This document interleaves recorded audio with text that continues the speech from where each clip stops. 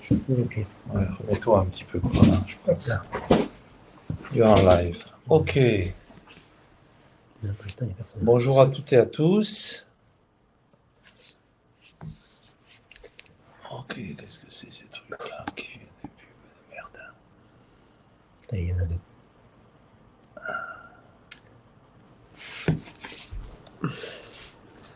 Là, est-ce que le nom est partagé? Est-ce que c'est ça? Est-ce que c'est ça qu'on partage? C'est ça que je voudrais être sûr. Et je ne le suis pas forcément. Bonjour. Quand je reviens là. Oui, oh là, je vois le nombre de personnes qui arrivent.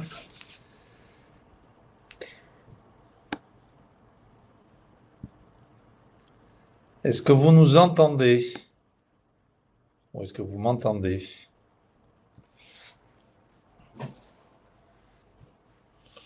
Est-ce que vous pouvez noter dans le chat si vous nous entendez, si vous voyez le diaporama au 8 avril 2021, s'il vous plaît, mettez-nous un message. Bonjour Nassim, bienvenue.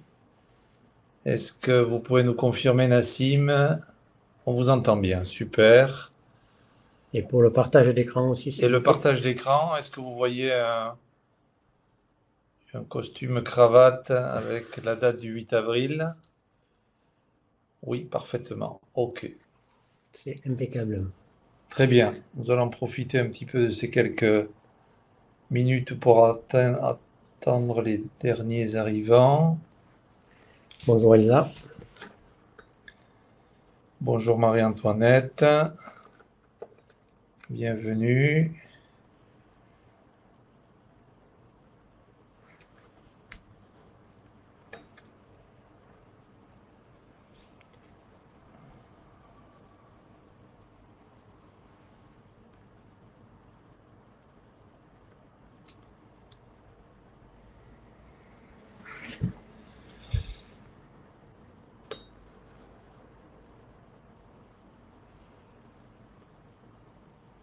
Parfait. Donc on voit la fenêtre du chat à l'écran. Oui, si je fais ça, je pense qu'on ne la voit plus.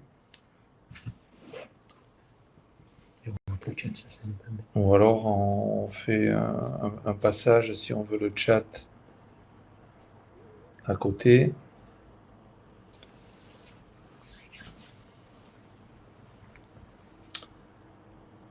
Pour ceux qui sont déjà arrivés, on va attendre évidemment quelques minutes avant de débuter le webinaire pour que les dernières personnes inscrites puissent se connecter. Nous n'attendrons pas trop non plus pour ne pas pénaliser ceux qui sont évidemment arrivés à l'heure.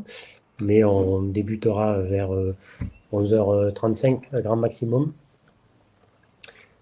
Mais d'ores et déjà, bienvenue à tous.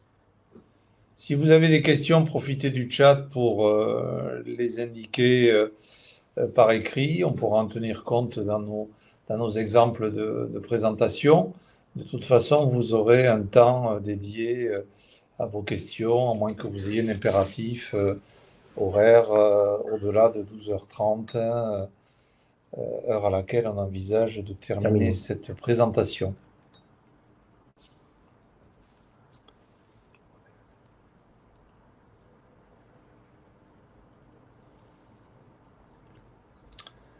Du coup, j'ai mon chat ici.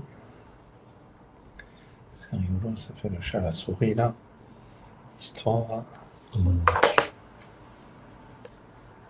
Adresse Hakim, bienvenue. Claire, bienvenue. Isabelle également.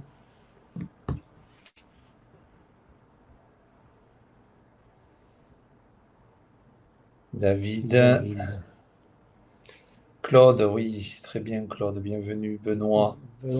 Bonjour messieurs. Nassim, Nadège. Bien, super. Vous êtes déjà. Et Delphine également, bienvenue. Donc, Isabelle. Bienvenue. Ok. Encore une minute ou deux pour les derniers arrivants. Et nous sommes fin prêts pour dérouler les 5 étapes pratiques afin de pérenniser évidemment cette fantastique aventure que représente le télétravail. Et Mathieu, qui a une prise de recul d'une année, on pourra évoquer évidemment les éléments pratiques.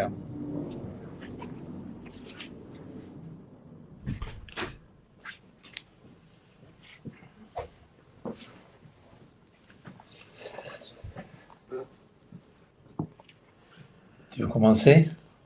On va peut-être commencer effectivement à vous présenter déjà le webinar et puis à nous présenter, et ça permettra aux dernières personnes de se connecter sur le live tranquillement, puisque les premières minutes sont consacrées à la présentation du projet qu'on a voulu construire avec Bernard. L'idée de ce webinar, elle est venue un peu de la crise sanitaire évidemment et de cet anniversaire malheureux des 1 an de cette crise que nous avons fêté il y a très peu de temps, et du fait qu'avec cet anniversaire des 1 an, on a pu se rendre compte de plusieurs choses. Mais comme nous avons tous été plongés dans le télétravail de manière forcée depuis près d'1 an, on s'est rendu compte qu'effectivement ça avait un intérêt économique, social, environnemental certain, que c'était une préoccupation désormais des collaborateurs et des salariés, presque préoccupation numéro 1. Mais en même temps, on a découvert aussi que le télétravail avait plusieurs inconvénients qu'on ne soupçonnait pas forcément avant d'y être confronté à grande échelle, comme la crise sanitaire nous a imposé d'y être confronté.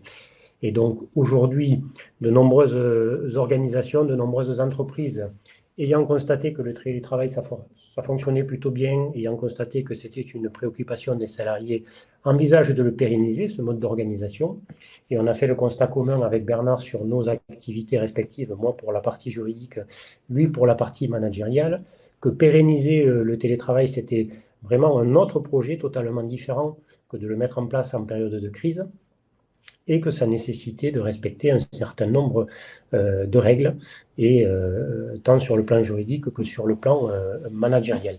Et donc ce webinaire, il se donne pour objectif non pas évidemment de répondre à toutes vos questions, parce que dans le temps qui nous est imparti, nous aurons tous une frustration de ce point de vue, on ne pourra pas aborder toutes les questions qui auraient pu être à l'ordre du jour sur ce sujet, mais il se donne pour objectif de vous inviter à vous poser les bonnes questions, à les écrire même peut-être sur un document, que ce soit papier ou virtuel, pour que vous ayez à la fin de ce webinaire les bonnes questions sur le plan juridique, les bonnes questions sur le plan managérial, avant de vous lancer dans un éventuel projet de pérennisation du télétravail à plus grande échelle.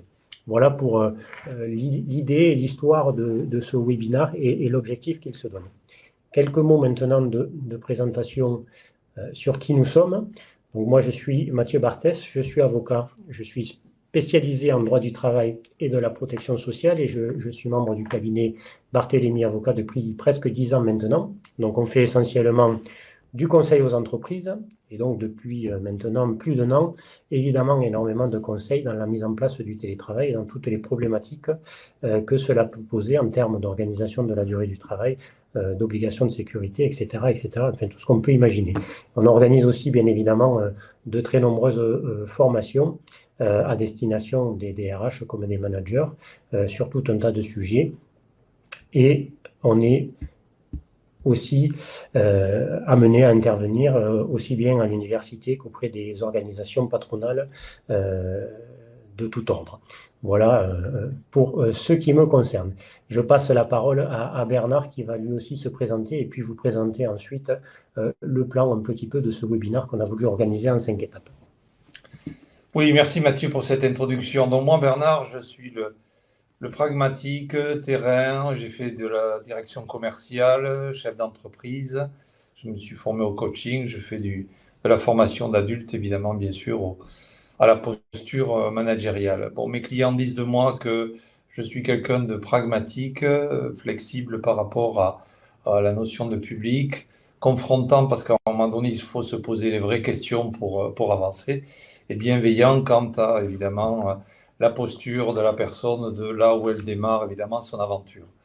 Donc, mes principales actions, évidemment, c'est c'est d'accompagner dans la mise en place de management, l'intergénérationnel, maintenant le télétravail, tout ce qui va, je dirais, déstabiliser les repères d'une posture, je dirais, en général, on parle de leadership qui est naturel, les déstabiliser par un certain nombre d'effets que je vais permettre, je dirais, de corriger. Vous avez quelques exemples de logos de quelques entreprises avec qui je travaille, que j'ai accompagné. Venons au programme, Mathieu. Donc, ce qu'on vous propose, c'est d'avoir quelque chose de très pragmatique. Pour nous, c'est vous devez sortir avec une feuille de route sur les réflexions que vous allez vous faire vis-à-vis de ce qu'on va vous donner comme information. Donc, si vous avez une feuille et de quoi écrire, je vous invite, puisque à chacune de nos interventions, on vous demandera de poser un certain nombre d'objectifs, de réflexions, en ce qui vous concerne évidemment par rapport à votre spécificité. Donc, comment nous abordons ces quatre étapes-là? Pour nous, évidemment, de quoi parle-t-on? Il faut poser d'un cadre de fonctionnement, quand il s'agit au télétravail ou d'équipes mixtes sédentaires et à distance. Comment nous allons poser et mettre en place cette organisation pour qu'elle soit la plus optimisée versus productivité, puisque ça c'est souvent l'inquiétude de ne pas savoir ce que font les autres à distance. Repenser les espaces de communication et de performance. Comment peut-on évidemment à distance manager et piloter quelqu'un, je dirais orchestrer cette efficacité.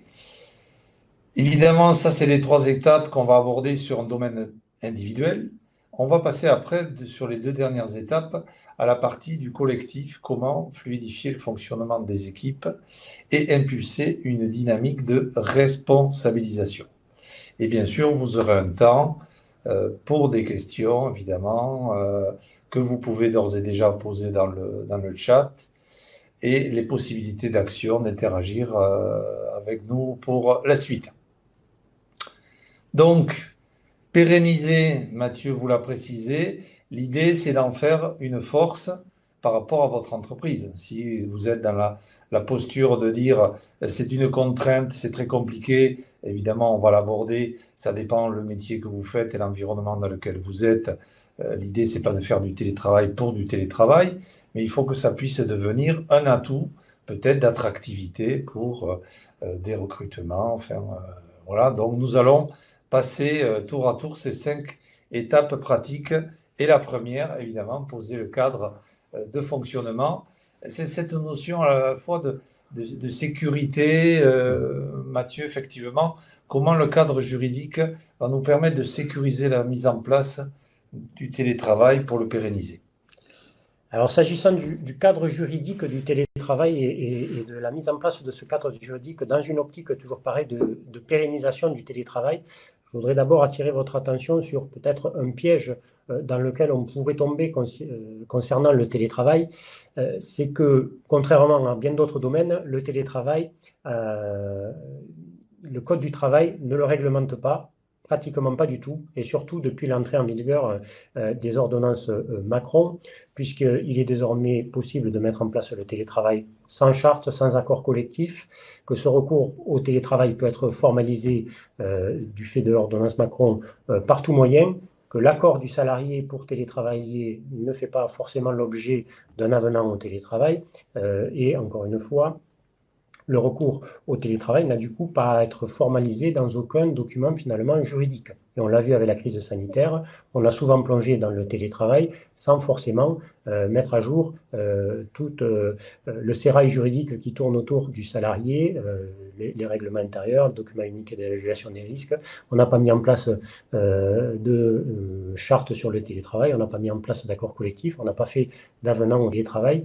Tout ça, c'est très bien en situation de crise, mais même si la réglementation nous permet de le poursuivre dans une optique de pérennisation du télétravail, c'est la fausse bonne idée que de se dire j'ai un cadre juridique assoupli, donc je ne vais rien faire. Au contraire, me semble-t-il, la première des préconisations quand on veut mettre en place le télétravail de manière pérenne, c'est d'imposer le cadre juridique forcément par écrit. Et par écrit dans l'entreprise, ça passe par deux biais possibles du fait de la réglementation actuellement en vigueur, soit un accord collectif, soit une charte rédigée unilatéralement par l'entreprise pour définir le télétravail et les conditions dans lesquelles va s'exercer ce télétravail. Alors vous constaterez peut-être que j'ai indiqué quelque chose de plus précis. Je préconise, il me semble nécessaire de passer par le biais d'un accord collectif à durée déterminée ou d'une charte à durée déterminée. Pourquoi dans un premier temps un accord collectif à durée déterminée ou une charte à durée déterminée? Parce que pérenniser le télétravail, ça ne s'improvise pas. Ça va probablement permettre de découvrir des écueils, des erreurs, des modèles qui ne fonctionneront pas. Et l'avantage d'un accord collectif à durée déterminée ou d'une charte à durée déterminée, comme son nom l'indique, c'est qu'elle est forcément à durée déterminée, que ça permet de faire le point au bout d'un certain temps pour voir ce qui fonctionne, ce qui ne fonctionne pas, et éventuellement repartir sur une nouvelle organisation pour la suite, voire même abandonner éventuellement la démarche télétravail si on se rend compte que ça ne fonctionne vraiment pas. Donc les deux premiers conseils seraient, premièrement, de penser à poser le cadre juridique par écrit, deuxièmement, à se permettre d'avoir une période d'expérimentation qui me paraît nécessaire. S'agissant du contenu, ensuite, de ce cadre juridique, il y a au moins 4 items qui sont absolument nécessaires de définir pour éviter des discussions sans arrêt avec les collaborateurs, de savoir qui peut télétravailler, qui ne peut pas, où je peux télétravailler, où je ne peux pas télétravailler, quand est-ce que je peux télétravailler, quand est-ce que je ne peux pas, avec quels moyens, etc. Dans cette charte ou dans cet accord collectif, il va nécessairement falloir définir les personnels éligibles, qui peut télétravailler, qui ne le peut pas. Ce n'est pas forcément parce qu'un poste de travail est télétravaillable que la personne qui l'occupe est éligible au télétravail. Le télétravail, ça suppose d'être autonome. Ça suppose d'avoir peut-être une certaine ancienneté dans le poste. Ça suppose tout un tas de critères que je peux définir dans mon accord. L'avantage, quand j'ai posé la règle dans un accord collectif ou dans une charte, c'est qu'au moins, elle est claire pour le collaborateur et on ne peut pas se plaindre éventuellement d'une inégalité de traitement si un collaborateur est éligible, l'autre ne l'est pas, à partir du moment où les règles qui ont été fixées dans cet accord ou dans cette charte sont évidemment respectueuses d'une inégalité de traitement. Mais je peux parfaitement prévoir que le poste ne deviendra éligible qu'à partir du moment, par exemple, où il a été occupé pendant au moins 2 ans par le collaborateur. Deuxième point essentiel, définir le nombre de jours télétravaillables. Toutes les études actuelles sur le télétravail démontrent que 1 à 3 jours grand maximum de télétravail par semaine, c'est quelque chose de raisonnable pour des collaborateurs. On a découvert avec la crise que télétravailler à 100% faisait naître bien souvent un sentiment d'isolement, des risques psychosociaux et autres qui n'étaient pas forcément bons pour le collaborateur. Donc il faut trouver la bonne mesure. Certaines organisations fonctionnent en télétravail à temps plein et ça fonctionne plutôt bien. D'autres ne pourront pas le faire. Mais là aussi, il faut poser le cadre juridique propre à son entreprise. Troisième point important, définir le matériel à disposition. Là aussi, quand on est dans une démarche d'urgence, comme on l'a été avec la crise Covid, bon, mais on fait avec les moyens du bord, on donne un ordinateur au collaborateur qui travaille depuis son canapé, qui travaille depuis sa table de jardin, dans le jardin quand on était en mars dernier, etc., etc. Mais quand on est dans une démarche pérenne, ça ne suffit pas. Il faut penser à l'ergonomie du poste de travail, il faut penser à une connexion fiable, il faut penser à tout un tas de choses auxquelles on ne pense pas forcément quand on est dans une démarche d'urgence. Et enfin, définir aussi le lieu du télétravail. Alors ça peut paraître absurde parce qu'on se dit, mais le télétravail c'est forcément depuis le domicile du salarié, donc pourquoi je définirais le lieu du télétravail? Ben non, précisément. Le télétravail, ce n'est pas forcément depuis le domicile du salarié. Et c'est peut-être mieux d'ailleurs si ça n'est pas au domicile du salarié pour tout un tas de raisons, notamment, quand on le verra tout à l'heure, en termes d'obligations de sécurité. C'est vrai qu'il est difficile de garantir la sécurité, la santé du salarié depuis son domicile, notamment de s'assurer que son poste de travail est conforme en termes d'ergonomie et autres. C'est peut-être plus facile si on le fait depuis ce qu'on appelle des tiers-lieux, qui seraient référencés et qui nous garantirait d'avoir un matériel conforme, par exemple. Donc définir le lieu de travail, c'est une vraie question, là aussi stratégique, et il faut que l'entreprise se positionne sur ce point.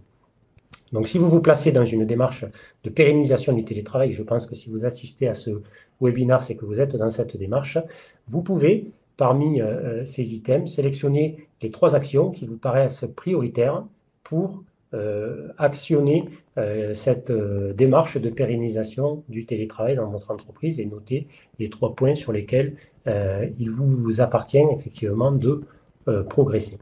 Je vous laisse peut-être un peu de temps pour le faire et je passe la parole à Bernard pour le volet management du cadre concernant le télétravail. Voilà Mathieu, un cadre bien posé, de savoir effectivement dans quel environnement est l'équipement et si la personne est éligible. Donc ça c'est important que l'entreprise effectivement le pose.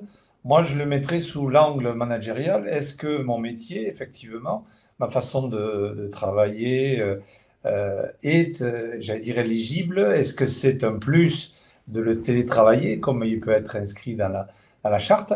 Mais le mot éligible, moi, je le transformerai. Est-ce que les gens sont compétents sur cette posture du télétravailleur, hein? Est-ce que je suis apte pour effectivement l'amener à cette notion d'autonomie, tu l'as dit Mathieu, de responsabilité, d'apporter de la valeur, ça veut dire qu'il peut contribuer à distance, il peut interagir et il n'est pas dans ce sentiment, on en reparlera, d'isolement.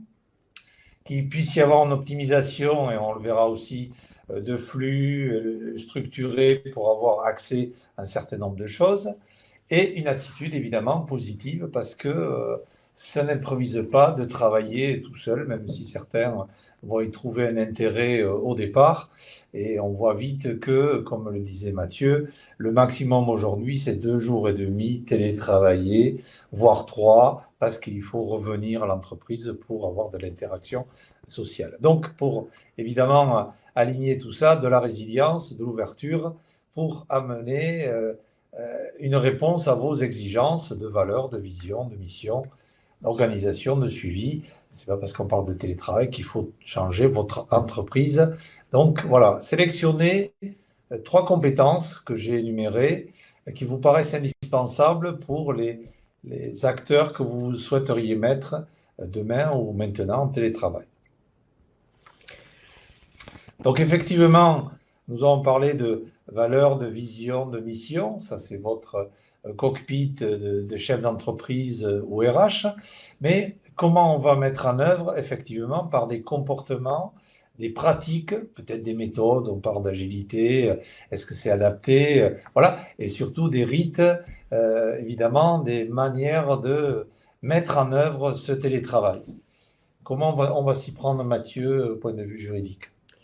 Alors effectivement, si on envisage de mettre en place le télétravail de manière pérenne dans l'entreprise, il va falloir optimiser son organisation sur le plan juridique et on va se confronter à tout un tas de difficultés. Alors j'en ai sélectionné 2, on peut pas encore une fois tout aborder aujourd'hui, mais l'une des difficultés auxquelles on va s'exposer en tant qu'entreprise pour respecter la législation relative au droit du travail, si on envisage de pérenniser le télétravail, c'est que le télétravailleur, comme tout autre travailleur, dispose d'une obligation de sécurité qu'on appelait il y a encore quelques années de résultat, mais en tout cas une obligation de sécurité renforcée. Et cette obligation de sécurité, elle s'applique aussi bien aux télétravailleurs qu'aux travailleurs sédentaires. Or, la distance fait que parfois, elle est plus difficile à mettre en œuvre. Et donc, il va falloir prendre en considération tout un tas de nouveaux risques, notamment liés à l'isolement, mais pas que. Je parlais tout à l'heure de l'ergonomie du poste de travail. Ça va être aussi une vraie problématique parce que comment je contrôle le domicile du salarié et l'ergonomie de son poste de travail dans un lieu qui, par définition, n'est pas soumis à mon pouvoir de direction, c'est une vraie problématique à laquelle il faut répondre avant de s'engager dans une démarche de pérennisation du télétravail. Et donc, ça va nécessiter toute une démarche de réflexion sur l'analyse des risques et sur l'analyse des risques et donc nécessairement une mise à jour du document unique d'évaluation des risques, une mise à jour du règlement intérieur et aussi une prise en compte de l'isolement du télétravailleur. Ça, c'est le premier point, donc l'obligation de sécurité de résultat. Et sur le second point, c'est la réglementation relative, elle, à la durée du travail qui s'applique, elle aussi, de la même manière aux télétravailleurs qu'aux travailleurs sédentaires. Or, là aussi, le contrôle est plus difficile du fait de la distance et se pose la question, effectivement, d'avoir un collaborateur disponible quand je le souhaite ou quand je ne le souhaite pas, et de respecter cette césure qu'il doit y avoir nécessairement entre la vie privée et la vie professionnelle. Pour cela, il y a des règles qui sont désormais inscrites un petit peu dans les démarches télétravail. Il va falloir définir des plages de disponibilité pour s'assurer d'avoir le collaborateur à disposition. Il va falloir garantir le droit au respect de la vie privée du collaborateur, ce qui passe forcément par la garantie, et on le voit de plus en plus ce terme apparaître à la fois dans les conventions collectives et puis désormais dans le Code du travail, garantir le droit à la déconnexion du collaborateur, puisque la distance peut faire que le collaborateur surréagit et surtravaille, et donc il faut impérativement, un peu comme on respectait le droit au repos du salarié sédentaire, assurer ce droit à la déconnexion qui est finalement le droit au repos numérique en fait. Donc couper les accès du collaborateur au serveur, l'interdire d'envoyer des mails après une certaine heure ou avant une certaine heure. On peut passer par une démarche soit proactive, soit de dissuasion, mais dans tous les cas, il faut trouver les éléments qui vous permettront de respecter ce droit à la déconnexion. Et donc là, vous pouvez faire là aussi un petit jeu qui est d'essayer de définir comment vous, dans votre organisation, vous pourriez avoir au moins 2 pratiques qui permettent de garantir ce droit à la déconnexion et ce droit derrière à la vie privée du collaborateur. À toi, Bernard, pour la version. Bon, voilà des contraintes intéressantes qui, au passage, Mathieu, on n'a pas attendu le télétravail pour déconnecter les gens, pour fermer les bureaux à certaines heures, parce que évidemment, il y avait une invasion quelque part du travail où les gens étaient en sur-travail ou moins efficaces sur leur temps de travail. Donc, managériellement, pour les conditions pour réussir cette mise en œuvre, effectivement, tu l'as dit, c'est le mot temps. Comment on va cadrer un temps synchrone et asynchrone? Synchrone, ça veut dire des temps de coopération, d'échange. Est-ce que c'est le matin en démarrant la journée, 5-10 minutes en visio pour échanger un café virtuel, voilà. Asynchrone, des temps où je vais travailler seul ou en interaction avec un binôme si je suis sur un modèle projet. Voilà, donc ça va être important de bien le cadrer. Et évidemment, l'a dit Mathieu, le temps vie privée et vie professionnelle, d'avoir ces limites de temps bien cadrées et qui soient acceptées par tous. Hein. C'est pas de dire, effectivement, tu travailles plus ou moins, et on va le voir après sur la notion de performance. Donc, retrouver un temps informel, la machine à café, tout le monde rêve évidemment de retrouver, qui est un lien social fabuleux. Donc ces temps informels, café virtuel, ou des temps informels où les gens vont se retrouver pour partager leur vécu, leur ressenti, une situation sans structure, je dirais, particulière d'ordre du jour. Et ça, c'est important de le préserver. Et bien sûr, de challenger vos collaborateurs et collaboratrices sur l'équation. Quel temps je passe pour avoir quel résultat d'impact sur ma productivité, effectivement. Donc, l'idée, c'est de créer à la fois de nouveaux repères parce que vous êtes dans un espace que vous ne maîtrisez plus, en termes de management, évidemment. Et donc, à ce moment-là, trouver des espaces où vous vous sentez efficace, où vous êtes valorisé, où vous interagissez et où vous partagez. Donc, je vous invite à sélectionner les 3 situations, conditions qui pourraient être applicables demain par rapport à cette notion de management de l'organisation du télétravail. Donc Mathieu, la 3e étape déjà, hein, nous avons sécurisé, nous avons mis en œuvre les conditions de réussite de l'organisation. Donc souvent, ce que les gens disent, on n'est pas au courant, on n'a pas l'information, on est perdu, on ne sait pas qu'est-ce qu'on doit piloter ou quoi, sur quoi on va nous évaluer. Donc effectivement, l'idée de notre intervention, c'est repenser les espaces de communication et de performance. Comment on peut s'adapter juridiquement à ça, Mathieu ? Alors sur le plan juridique, il y a quelque chose qu'il va falloir nécessairement repenser si on envisage une démarche de pérennisation du télétravail, c'est sa méthode d'aménagement du temps de travail et du contrôle de ce temps de travail, puisque, comme je le disais tout à l'heure, la réglementation sur la durée du travail, elle est la même pour un télétravailleur et pour un travailleur sédentaire, sauf que la figure du salarié qui travaille 8h midi, 14-17 heures, à partir du moment où on se place dans une démarche de télétravail pérenne et de manière pérenne, elle explose complètement, sachant qu'il ne serait pas logique, a priori, de se placer dans une telle démarche si on contraint le collaborateur à rester derrière son écran de 8h à midi et de 14h à 17h sans lui accorder aucune souplesse dans l'organisation de son temps de travail, par exemple pour lui permettre d'aller amener ses enfants à l'école et les récupérer, ou pour répondre à une problématique d'ordre privé dans la journée, en tout cas pour assouplir son temps de travail et se placer dans une vraie démarche où le télétravail s'inscrit dans une démarche plus globale de qualité de vie au travail.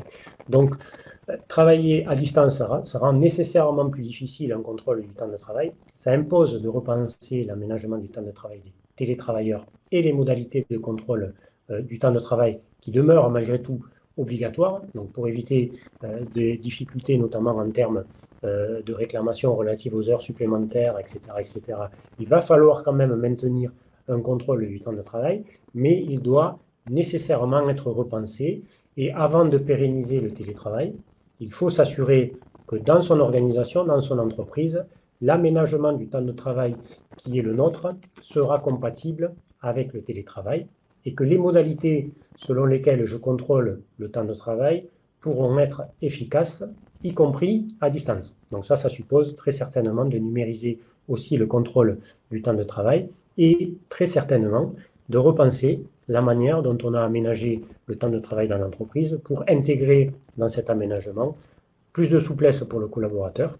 Alors quand le collaborateur est ce qu'on appelle autonome au sens juridique et qu'il peut basculer vers la figure d'un salarié au forfait jour, c'est évidemment l'idéal pour un télétravailleur puisque on lui laisse toute autonomie dans l'organisation de son activité professionnelle. Mais même si le collaborateur n'est pas dans cette catégorie des travailleurs autonomes, il faut nécessairement adapter son aménagement du temps de travail à la figure du télétravailleur qui rend encore une fois plus difficile un contrôle du temps de travail comme on l'imaginait précédemment.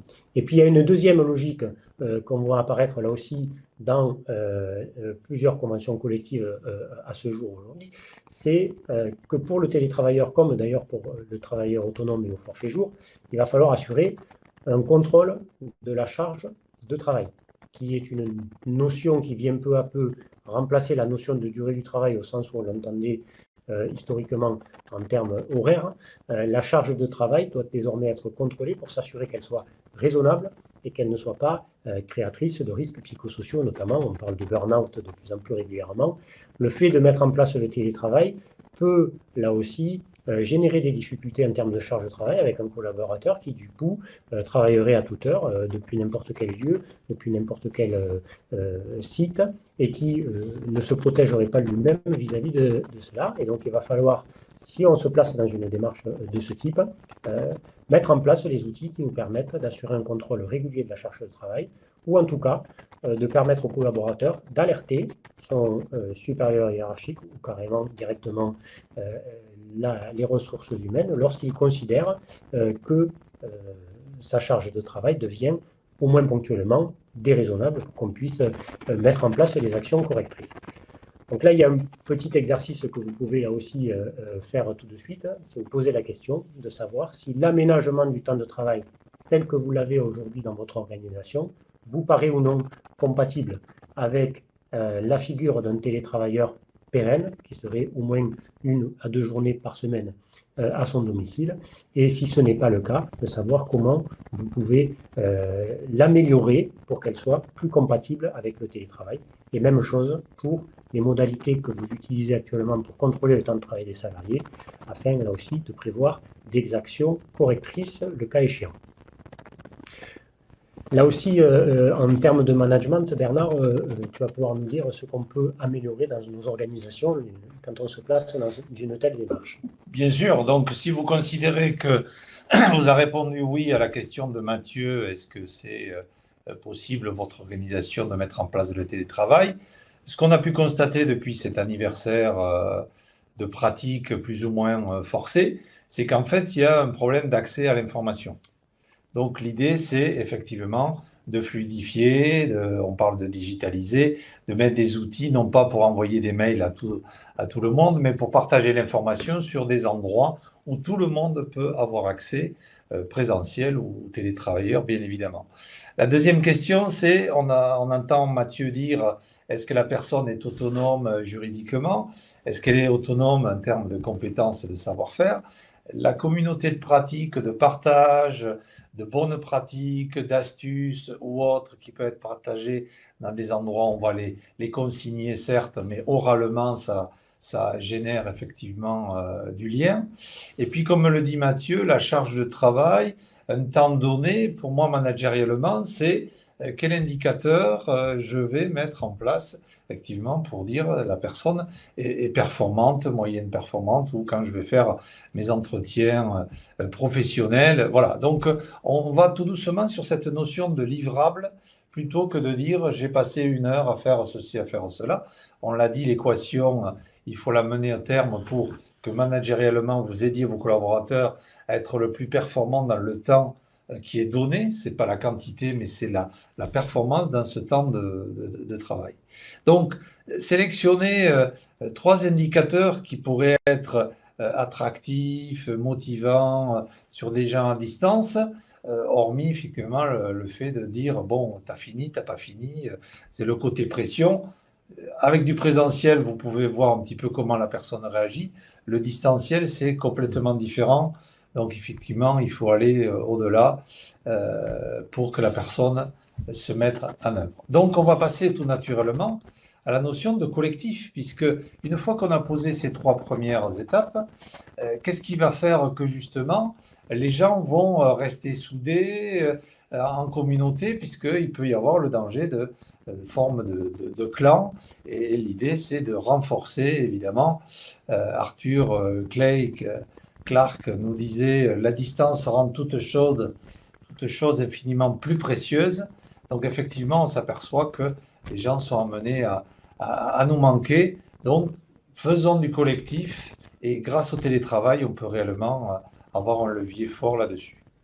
Donc Mathieu, juridiquement, comment ça se passe? Garantir la pérennité du collectif, effectivement, sur le plan juridique, ça passe par plusieurs étapes. Ça passe en premier lieu par assurer la formation sur le télétravail, à la fois du télétravailleur et du manager à distance, puisque le télétravail constitue de toute façon une évolution majeure dans les conditions de travail du salarié, et que l'employeur reste tenu, et ça c'est aussi bien applicable aux télétravailleurs qu'aux travailleurs classiques, à une obligation d'adaptation du salarié à l'évolution de son emploi. Ça va nous imposer, lorsqu'on se place dans une démarche, là encore, de pérennisation du télétravail, une formation du télétravailleur afin de s'assurer de son adaptation à ces nouvelles conditions de travail, adaptation au numérique, adaptation à l'isolement, et on est bien dans la démarche d'intégration et de réintégration au collectif, nouvelle forme de management, et là ça suppose de former non seulement le collaborateur, mais aussi bien évidemment son manager. L'intégration du télétravailleur au collectif, elle passe aussi par un strict respect de l'égalité de traitement. Là encore, c'est la simple application du Code du travail. De la même manière qu'un salarié en CDD doit être traité de la même manière qu'un salarié en CDI, un salarié qui travaille à distance doit être traité de la même manière qu'un salarié qui travaille au bureau en sédentaire. Stricte application du principe d'égalité de traitement. Avec malheureusement d'ores et déjà des incertitudes juridiques, vous en avez peut-être entendu parler du débat juridique qu'il peut y avoir autour du fait d'accorder ou non des tickets restaurants, par exemple, aux télétravailleurs. Débat juridique qui reste à ce jour parfaitement ouvert, puisque vous avez peut-être entendu cette anecdote un peu curieuse sur le plan juridique et sur le plan de la sécurité juridique, malheureusement, puisqu'on a eu 2 décisions au mois de mars de 2 juridictions parisiennes, l'une en banlieue, l'autre du TGI de Paris, qui, pour l'une, nous dit qu'un télétravailleur est placé dans la même situation qu'un travailleur classique du point de vue des tickets restaurants, et que donc il convient de les lui accorder. Et pour l'autre, elle nous dit que le télétravailleur n'est pas dans une situation strictement identique et que donc il n'a pas besoin de bénéficier des tickets restaurants. Donc, il y aura toujours une petite incertitude en matière juridique, mais quoi qu'il en soit, il faut respecter d'une manière générale un principe d'égalité de traitement, en tout cas salarial, ça c'est certain, entre le télétravailleur et le travailleur à distance. Et puis garantir la pérennité du collectif sur le plan juridique par rapport aux télétravailleurs, c'est aussi s'assurer la représentation collective du télétravailleur. Et ça, c'est peut-être plus compliqué encore. Le télétravailleur, il doit avoir un égal accès aux représentants du personnel par rapport aux travailleurs classiques. Donc ça suppose d'organiser peut-être une communication électronique avec le CSE, avec les représentants du personnel, avec les délégués syndicaux, etc., etc. En tout cas, pouvoir permettre aux représentants du personnel de garder un contact avec les télétravailleurs, y compris peut-être pour ce qui est de la commission santé sécurité, pouvoir permettre un accès au domicile du salarié qui passe bien évidemment par l'accord du salarié, puisqu'on rentre là dans le domaine de la sphère privée. Et quoi qu'il en soit, pour que le collectif s'organise, pour que le CSE puisse remplir correctement l'intégralité de ses fonctions, il faut normalement qu'il puisse accéder à tous les postes de travail, donc aussi aux postes de travail des télétravailleurs. Et donc ça passe par nécessairement l'ouverture d'une négociation, en tout cas d'une discussion sur le dialogue social dans l'entreprise, la mise en place de nouvelles formes de communication syndicale, la mise en place de nouvelles formes de communication entre les représentants du personnel et les travailleurs, et particulièrement les télétravailleurs, pour pas que le lien soit coupé pendant le ou les jours pendant lesquels le travailleur sera éloigné du poste habituel de travail. Voilà en gros les réflexes qu'il faut avoir sur le plan collectif pour continuer à intégrer le télétravailleur à la collectivité de travail et surtout respecter les obligations que nous impose le Code du travail en la matière à ce jour, puisque le Code du travail à ce jour maintient la même réglementation. Je pense que ce sera le cas à l'avenir pour le télétravailleur et pour le travailleur, on va dire, classique. Là aussi, on va voir avec Bernard les principaux réflexes qu'il faut adopter en termes de management pour garantir la pérennité de ce collectif. Alors c'est vrai que Mathieu, c'est intéressant ces contraintes collectives que tu nous exposes, parce que ça nous amène à réfléchir la qualité de vie au travail, quelque part dans le collectif. Et moi, je vois bien que la posture, tu as parlé de formation des managers, la posture des managers, pour moi, doit amener à cette évolution d'une posture de facilitateur ou facilitatrice.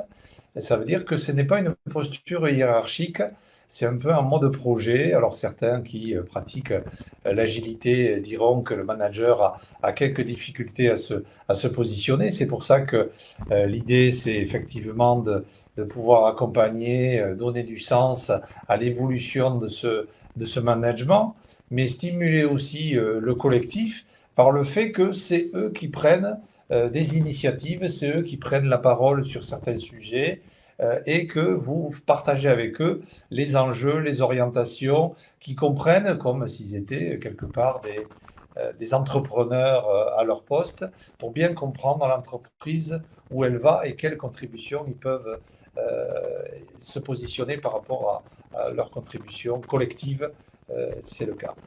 Créer, bien sûr, en tant que facilitateur, des espaces de création, d'innovation, même à distance, c'est tout à fait possible, de réflexion par intermédiaire ou par étape intermédiaire avant d'arriver à un collectif, si vous avez un collectif important, sur des notions, comment on se sent sur ce nouveau projet, perception et surtout conception de l'évolution de notre façon de travailler sur nos méthodes. On a parlé d'optimisation par rapport à la performance précédemment, mais pourquoi pas aller jusqu'à leur demander comment ils voient leur entreprise, puisque l'idée c'est de se l'approprier demain.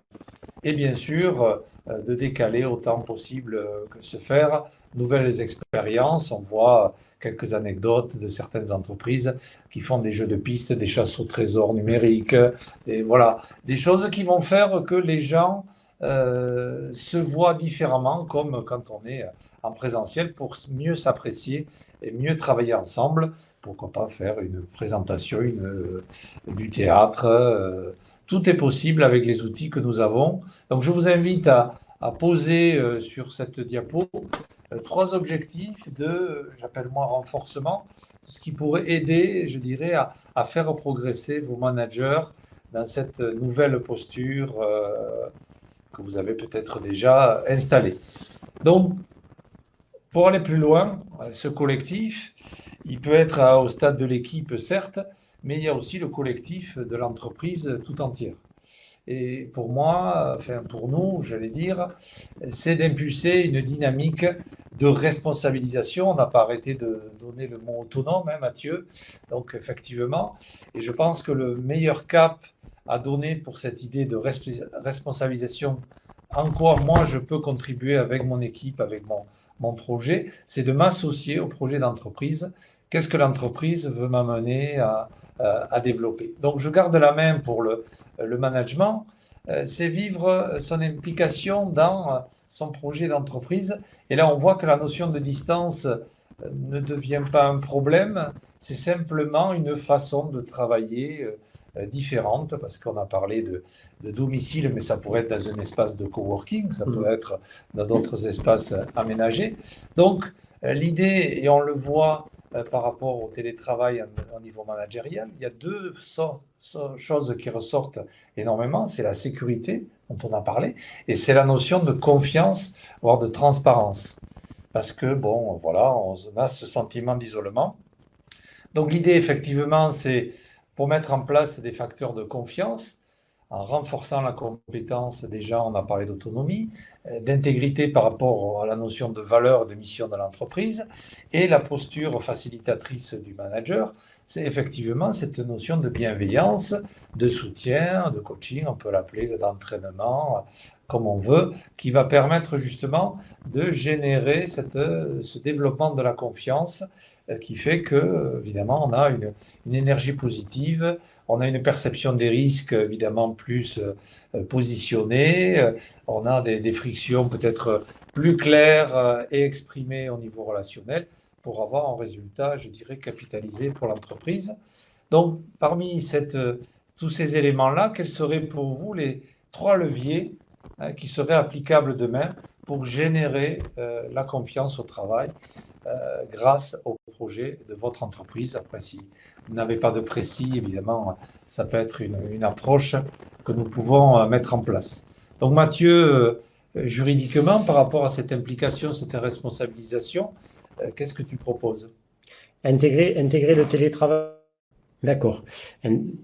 D'accord. Donc, ce qu'on voulait très, très rapidement et pour pas allonger non plus inutilement le webinar, ce qu'on voulait résumer ce que je voulais résumer sur la démarche valorisation du télétravail dans le cadre des contraintes juridiques qui peuvent peser sur l'entreprise, c'est penser, si vous vous placez dans une démarche de pérennisation du télétravail, à valoriser cette démarche dans le cadre des obligations que vous pouvez avoir dans vos entreprises respectives en termes de NAO, puisque comme je le disais, on a une obligation de négociation sur la qualité de vie au travail.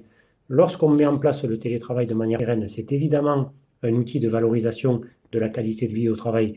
Il faut donc penser à l'intégrer à cette négociation sur la qualité de vie au travail et surtout à l'intégrer dans l'accord qu'on va conclure sur le sujet, parce que c'est un outil qui ensuite va nous permettre de mieux recruter et de mieux fidéliser les collaborateurs de manière absolument évidente.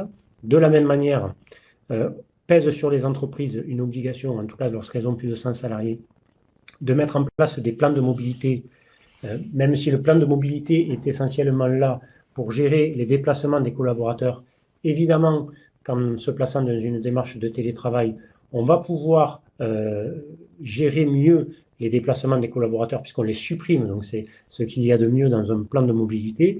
Et donc il faut penser à intégrer la démarche télétravail dans ces plans de mobilité pour répondre à cette obligation.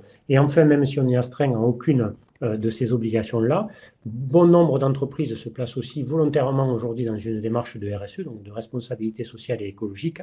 Et donc, il est important, si on se place dans une démarche de télétravail de manière pérenne, de le valoriser là aussi et de bien expliquer que la société entend favoriser la qualité de vie au travail, entend favoriser peut-être l'empreinte écologique de ses collaborateurs, enfin limiter l'empreinte écologique de ses collaborateurs, etc., etc. Bref, à retenir, valoriser cette démarche parce qu'aujourd'hui, je le disais et pour conclure, bon nombre de collaborateurs font du télétravail une condition sine qua non à l'embauche. Certains seraient prêts à refuser une offre d'emploi s'il n'y a pas au moins en partie un peu la possibilité de télétravailler. Et donc, l'entreprise du monde d'après, comme on l'appelle aujourd'hui, donc du monde post-mars 2020, aura nécessairement et très probablement à intégrer le télétravail, à le valoriser auprès des collaborateurs dans ce qu'on appelle génériquement une marque employeur. Et c'est important de le faire aussi sur le plan juridique, de l'intégrer dans toutes les contraintes juridiques qu'on peut avoir, puisque c'est l'occasion de transformer précisément ces contraintes en opportunités auprès des collaborateurs. Voilà ce qu'on avait à dire. Donc on avait ensuite réalisé brièvement la conclusion. On va peut-être pas revenir dans le détail pour pas allonger, pour permettre. Je pense qu'est-ce qu'on doit retenir en fait de notre propos? Ce qu'il faut retenir, alors voilà, on voulait commenter les 5 mots-clés qu'on voulait que vous reteniez, mais très brièvement, moi je les résume les 5 en quelques phrases. Si vous vous placez dans une démarche de pérennisation du télétravail, pensez à sécuriser vos pratiques, donc à ne pas tomber dans le piège du fait de le faire sans avoir posé le cadre juridique.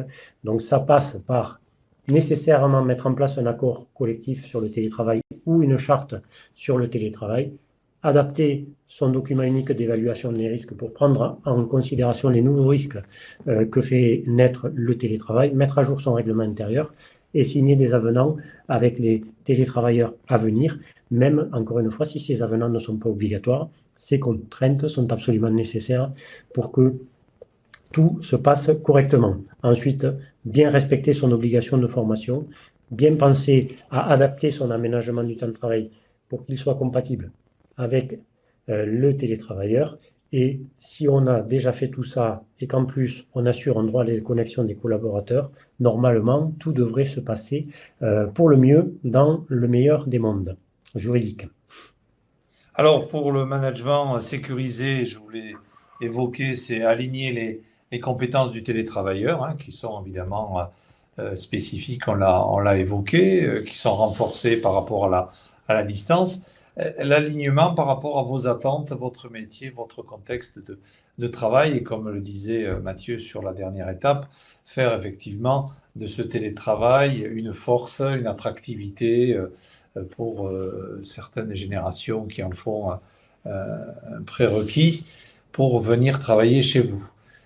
Deuxième, le former, c'est mettre en œuvre une organisation d'optimisation, évidemment, de la productivité, donc faire du temps synchronisé, désynchronisé, une optimisation de ce temps, de temps de productivité et du temps de coopération pour entretenir le lien. Ouvrir des espaces pour faire émerger la communication et mettre en place, je dirais, un suivi de la performance en termes de livrables et moins en termes de temps peut-être travaillé pour laisser une responsabilité, une autonomie à vos collaborateurs. Et enfin, évidemment, faciliter, c'est mettre en œuvre une nouvelle posture de management hein, qui va être celle de créer les conditions de l'émergence, mais c'est le collectif qui va produire et le manager faciliter et en fait générer évidemment une implication par de la confiance, de la transparence que peut évoquer votre projet d'entreprise, évidemment une nouvelle relation avec le management que vous représentez. Voilà ce qu'on avait en quelques dizaines de minutes à vous dire, principalement sur cette démarche de pérennisation du télétravail que nous allons plus ou moins tous engager. On va passer à vos questions. J'ai vu qu'il y en avait déjà sur le chat, on va certainement pouvoir y répondre, on va les rechercher. Et si vous avez, certains d'entre vous, ensuite des questions à plus long terme, va-t-on dire, on pourra ensuite prendre contact hors de ce webinaire si c'est nécessaire. Alors, je remonte le chat un petit peu pour retrouver les questions. Alors, première question, David, pour garder ce lien social et cette synchronicité, merci David pour le terme, le 5 jours sur 5 n'est pas appliqué. Un accord a été mis 1 à 2 jours par semaine en libre choix entre le salarié et le manager. Il est clair qu'en mode 5 jours sur 5, l'aspect synergie et appartenance se voit fortement touché. Alors, c'est plus un témoignage, je pense, qu'une véritable question de David, mais Puis je pense que psychologiquement, on a pu vérifier que 5 jours sur 5, bon, alors quand on y est contraint, ça peut, et qu'on sait que ça ne va pas durer, c'est moindre mal, mais psychologiquement, les gens, le fait de manquer de lien social, on voit que ça a un impact très négatif sur la santé, je dirais, mentale de nos collaborateurs. C'est pas ce que l'on souhaite, donc effectivement, l'idée d'avoir cette journée ou ces 2 jours d'interaction, de retrouver un petit peu les rites sociaux du présentiel, nourrit évidemment cette valorisation et ce bien-être et cette qualité de vie au travail. Alors effectivement, nous confirmons, David, cette vision des choses. Est-ce qu'il y a d'autres questions de certains d'entre vous sur l'un ou l'autre des aspects de la démarche, que ce soit sur le plan juridique ou sur le plan managérial?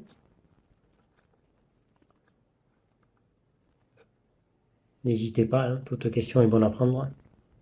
Ou tout témoignage d'ailleurs, si vous avez des témoignages sur la mise en place du télétravail dans vos organisations respectives, les difficultés que ça a pu poser, ou alors les bienfaits que ça a pu apporter aussi, puisqu'il n'y a pas évidemment que des difficultés, bien loin de là.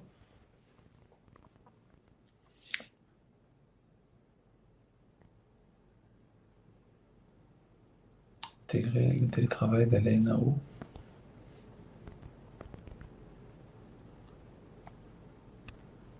Non, aucune question. C'est toujours plus compliqué d'obtenir la première, souvent, et après on en a d'autres.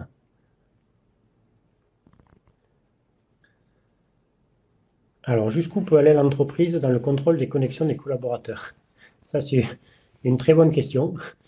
La limite et la frontière est en fait la même que pour un travailleur physique, hein.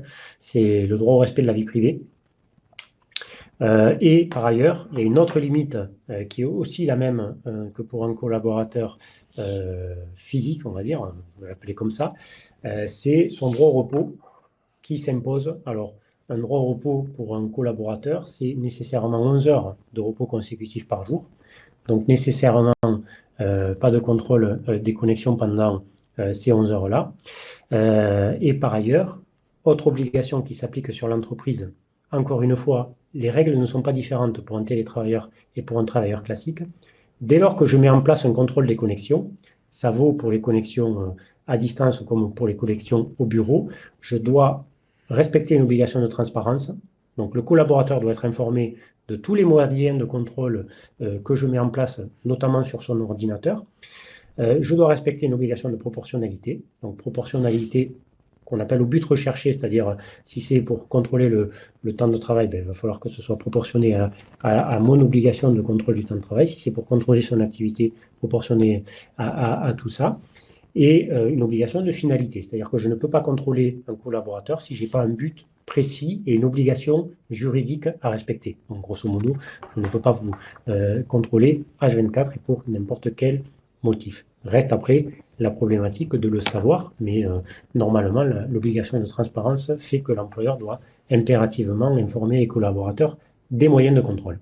Voilà pour je pense que c'est pour toi, Mathieu, imposer le télétravail n'est-ce pas une modification d'un élément essentiel du contrat de travail, le lieu de travail ayant changé. Oui, bien sûr, Elsa, c'est une modification du contrat de travail. Alors, pas simplement parce que ça modifie le lieu de travail, parce que le lieu de travail n'est pas forcément un élément impératif du contrat de travail. Donc, ça ne serait pas une modification du contrat de travail rien que parce que ça modifie le lieu de travail. C'est une modification du contrat de travail parce que ça modifie substantiellement les conditions de travail, tout simplement. Et donc, il y a une particularité, et c'est sur ça que je commençais en expliquant que les contraintes juridiques avaient été quand même réduite par les ordonnances Macron. Même si c'est une modification du contrat de travail, l'ordonnance Macron nous a permis de mettre en place le télétravail sans avoir nécessairement à conclure avec le salarié d'avenant au contrat de travail. Donc on n'est pas obligé d'intégrer le télétravail au contrat de travail du collaborateur. Et l'ordonnance nous dit, vous pouvez vous assurer de l'accord du salarié pour télétravailler par tout moyen, ce qui signifie en pratique qu'on pourrait considérer que l'accord des parties et donc la modification du contrat peut être acquise dès lors qu'on a un échange de mails, par exemple, qui nous permet de rapporter la preuve que chacun a accepté de télétravailler et donc que la modification du contrat est parfaite. Mais j'insiste encore une fois sur le fait que pour moi, à partir du moment où on se place dans une démarche pérenne, il faut évidemment intégrer dans son process juridique de faire signer aux futurs télétravailleurs des avenants au contrat de travail qui vont permettre de rappeler où, quand et comment le collaborateur peut télétravailler. C'est au moins ça qu'il faut rappeler dans l'avenant au télétravail. Voilà pour la question d'Elsa.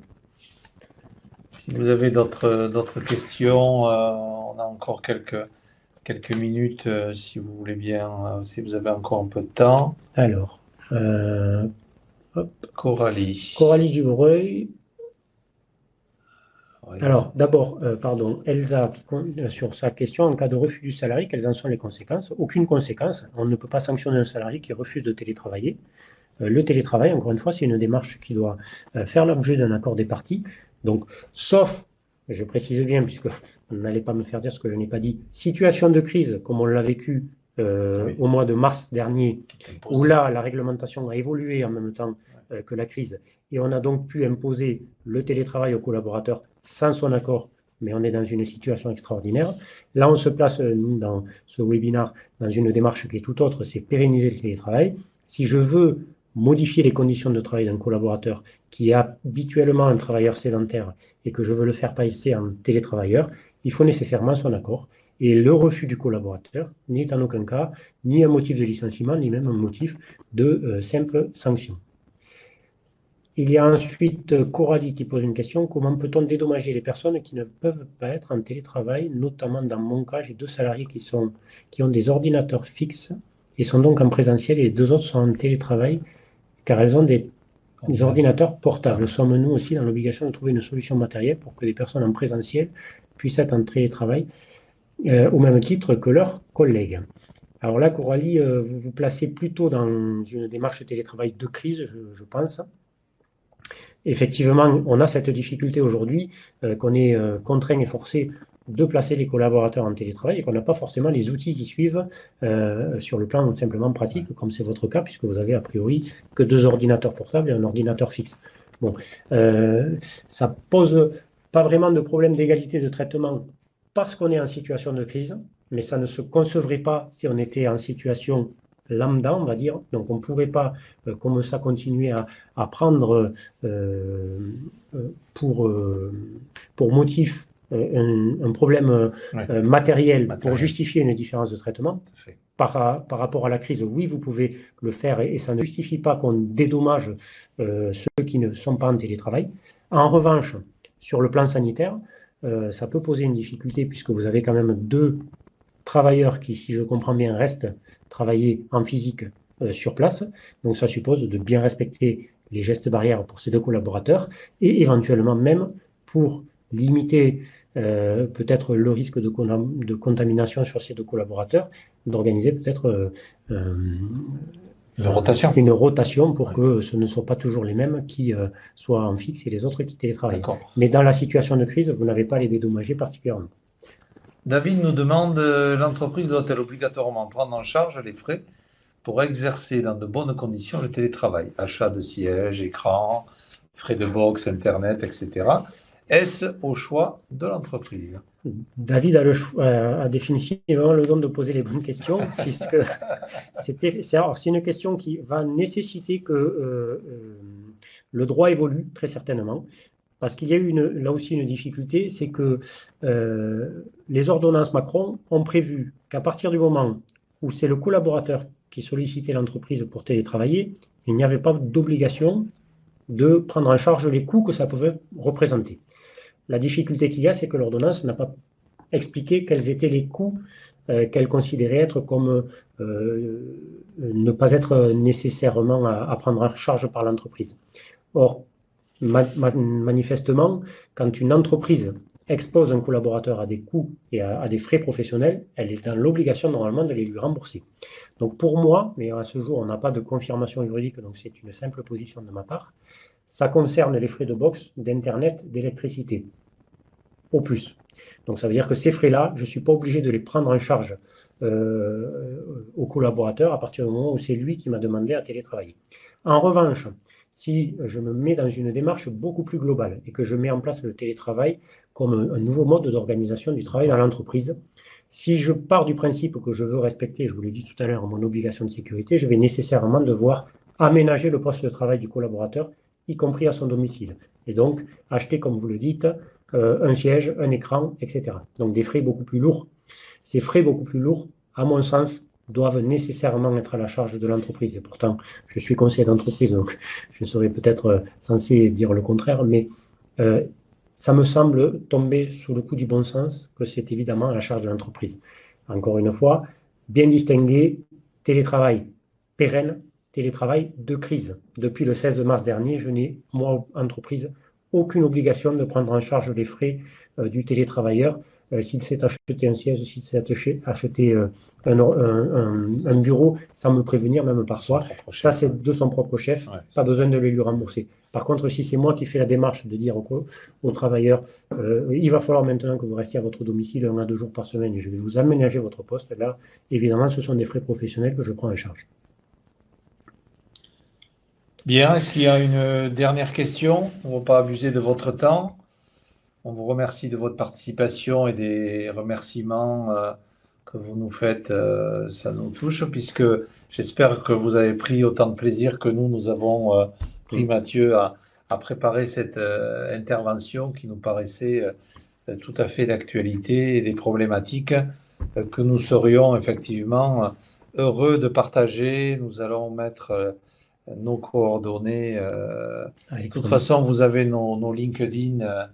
N'hésitez pas à nous faire un témoignage par rapport à nos interventions. Ce qu'on peut améliorer, on est bien sûr preneur. Et puis, continuez évidemment votre projet de pérennisation.